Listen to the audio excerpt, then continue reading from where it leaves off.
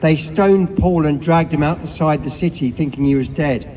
But after the disciples had gathered around him, he got up and went back into the city. How amazing is that? He gets stoned. That was normally the death sentence. But miraculously, he either was risen from the dead by God himself, or he was healed of his many wounds, such that he was able to get up, go back into the city, and then the next day travel elsewhere. But what a man of courage to do that.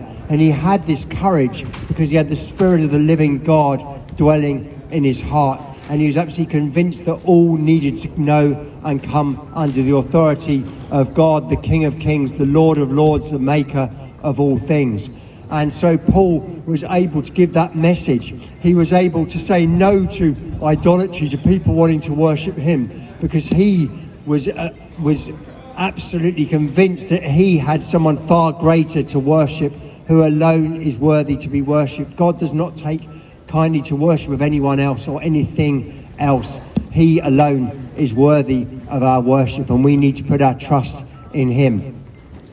Because when Jesus came down among us, the one that Paul served, the one that Paul saw in an incredible vision, he claimed to be none other than the living God, who we can serve and know, because Jesus came down among us. That's what we remembered in the recent season of Christmas. I know it might seem a long time ago, now into the new year, but at Christmas you remember that Christ was born, that God came among us to be our Saviour, to dwell with us, and finally to give his life as a ransom for many. He gave his life that we can come close to God, that we can be forgiven for our wrongdoings, that we can know God's presence in our life, we can know his forgiveness and his goodness, and we can draw close to him.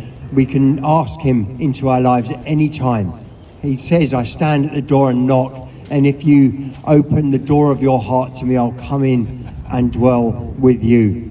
He promised he would give his Spirit that we might know his presence, we might know him with us all the days of our lives, and that we might be forgiven of our wrongdoings. We've all made mistakes, we've all done things that we're not proud of, and God hates sin, but he has made it possible for us to come to know him by sending his son Jesus to die for our wrongdoings.